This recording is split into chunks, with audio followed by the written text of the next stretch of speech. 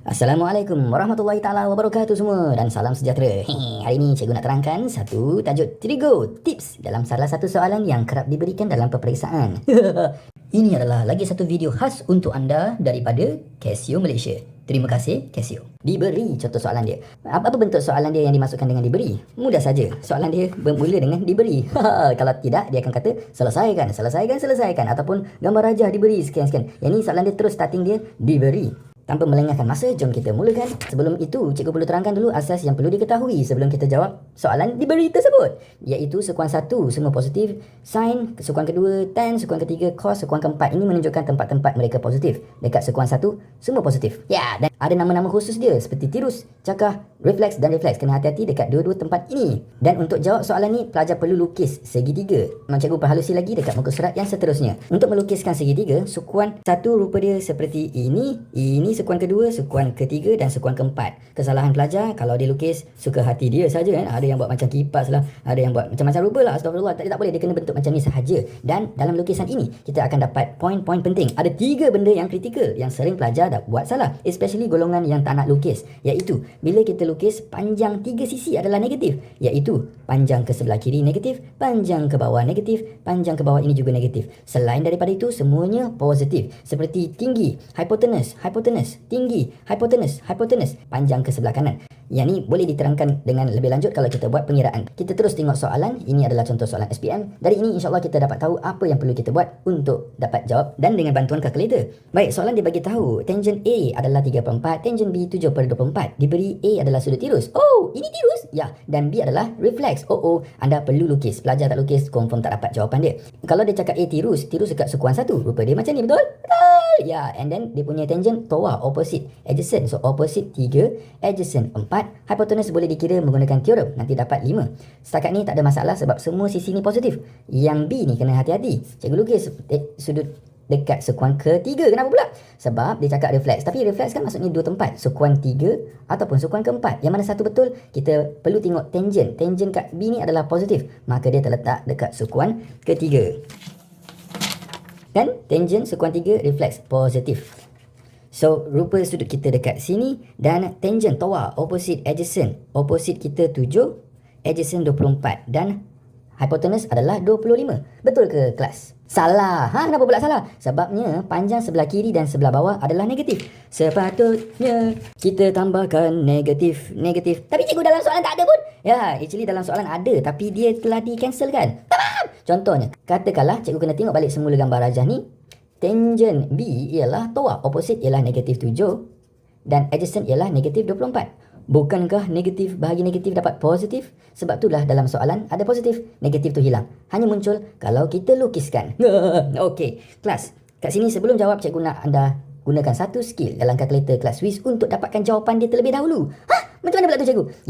Tapi sebelum itu kita perlu tahu macam mana nak simpan nilai sebenar sudut. Ya, berkenaan dengan tips dalam bab ni, macam mana nak simpan sudut sebenar. Sudut sebenar? Tak faham cikgu? Sebelum cikgu terangkan, kita perlu tahu cara nak cari nilai. Contohnya, kalau kita ada sudut asas, maka sekuan 1 ialah sudut tersebut. Sekuan kedua, 180 tolak. Sekuan ketiga, tambah. Sekuan keempat, 360 tolak. Contohnya, dalam soalan tadi, dia kata tangent A ialah 3/4. Cikgu nak tahu nilai tangent. Cikgu anti-tangent, betul? Dapat berapa? So, on calculator. Anti-tangent 3/4 atau boleh guna per yang ada dekat situ, tak ada masalah. Cikgu dapat jawapan ini. So jawapan dia panjang gila kan, 36.869 dan kita mesti ambil nilai sebenar. Bermaksud kita tak boleh bundarkan jawapan dia. Oleh kerana A adalah sudut tirus, dia terletak dekat sekuan sini, cikgu tidak perlu ubah nilai tersebut. Tapi untuk simpankan nilai sebenar ini, cikgu akan tekan 2 butang saja, iaitu store huruf A. Huruf A berada di atas dia. So cikgu tekan A saja, terus dia cakap answer A telah disimpan. Okey, itu simbol dia maksudnya telah disimpan. Jadi katalah cikgu on calculator ke, cikgu off-kan dia ke apa, cikgu tekan alpha A, maka nilai jawapan yang panjang tersebut masih disimpan. Cikgu, kenapa tak pakai answer je? Answer ni takut kita tekan kiraan lain, contohnya 9 campur 3 ialah 12. Maka answer sekarang bukannya jawapan sudut tadi ni kan, tapi tengok, answer dah tengok answer dah berubah jadi 12. So kalau cikgu simpan sebagai huruf alpha A, okey, alpha A dia masih simpan sebagai nilai sudut yang panjang gila. Kita nak simpan ni. Dan untuk B pula, tangent B 7/24, anti-tangent 7/24 kita dapat berapa? Oh ya, take note kelas, kalau sini ada negatif, contoh soalan tak ada. ada negatif, maka bila kita anti-tangent, kita tak boleh ambil negatif kan? Tak boleh. Ini contoh je lah cikgu reka kan? Cikgu reka untuk kefahaman. So kalau ada negatif, kita tak boleh anti-tangent negatif. So cikgu tekan anti-tangent 7/24 sama dengan jawapan 16. 16.26. Panjang gila. Lagi sekali tak boleh bunda. Dan adakah ini jawapan untuk B? Salah, sebab dia cakap B reflex. Kalau reflex, dia dekat sukuan 3 atau 4. Tapi oleh kerana tangent positif, dia terletak dekat sukuan ketiga. So kita kena buat apa dengan sudut asas itu? Campur 180. So cikgu campur. 180. Sama dengan, yeay, cikgu dah dapat nilai sebenar dia. Sudut sebenar ini disimpan dalam kalkulator menggunakan store B. So here we go, store B. Cikgu dah simpan. So sekarang kalkulator dah simpan dua nilai sebenar. Yang A tadi sebagai 16 point something dan yang B dia dah simpan sebagai 196 point something. Panjang gila. Dengan ini kelas, kita dah boleh semak jawapan kita. What? Boleh semak jawapan? Ya, boleh semak jawapan. Contohnya, untuk chord A, first of all kena tahu hafalan sikit ya. Chord ialah huruf ketiga T tangent. So 1/tangent. Dan tangent A. Boleh tekan kalkulator. Tengok ni. 1, sebelah bawah cikgu tekan tangent alpha A.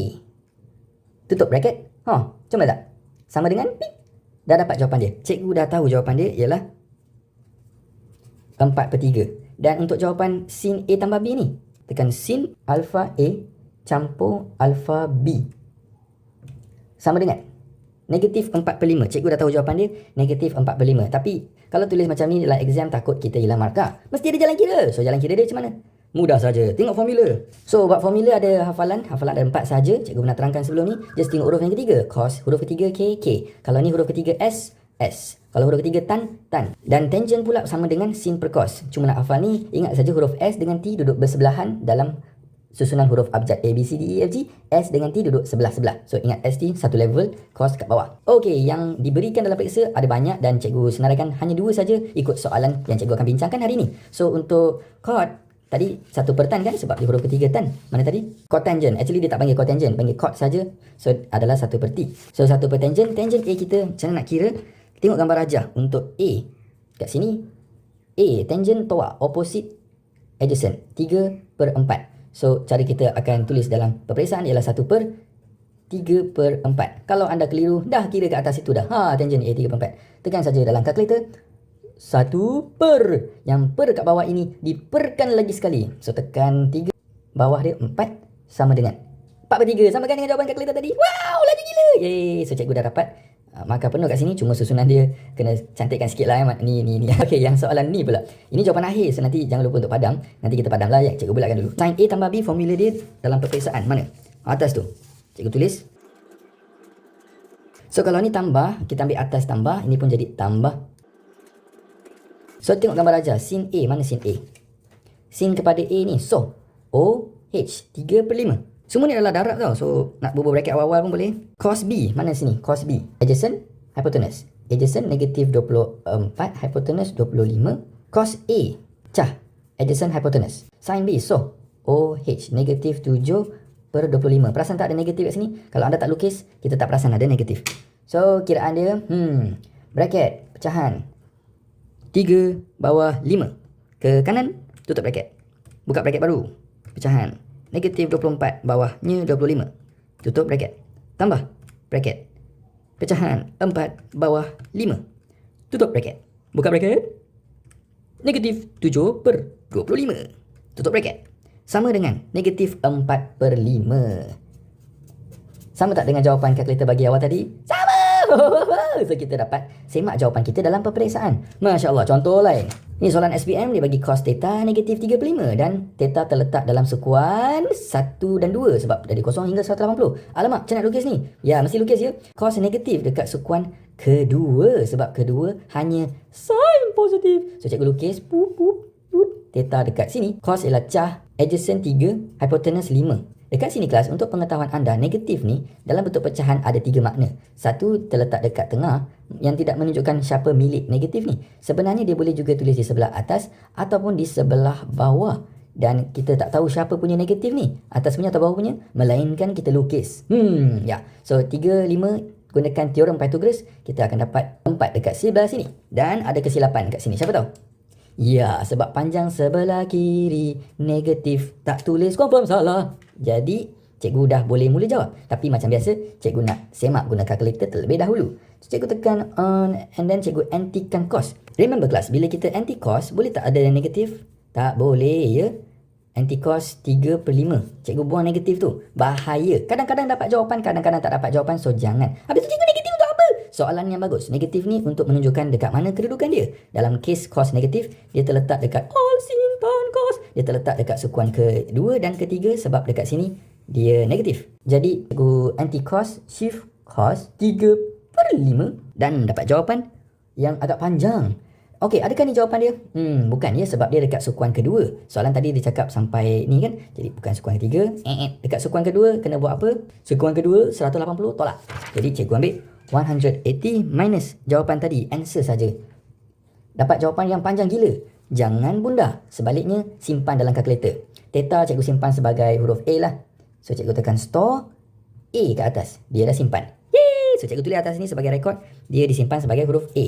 Soalan minta tangent theta tambah 45, theta kita ialah huruf A kan? So cikgu tekan dalam kalkulator untuk semak. Macam ni je kelas, senang gila. Tengok ni. Alpha A campur 45 sama dengan negatif 1/7. Cikgu dah tahu jawapan dia. Negatif 1/7. Sekarang cikgu perlu buat jalan kira. Untuk tangent theta tambah 45, formula yang kita akan pakai yang ni. Tambah kat atas bermaksudnya kita akan ambil tambah tolak. Okey. Baik, so cikgu sudah pun pilih dia punya simbol-simbol. Gantikan yang pertama sebagai theta, yang kedua huruf sebagai 45. So A theta dan B 45. Macam ni lah cikgu buat dalam periksa. Cikgu terus contengkan formula. Sebab kita pakai formula dalam periksa sekali saja.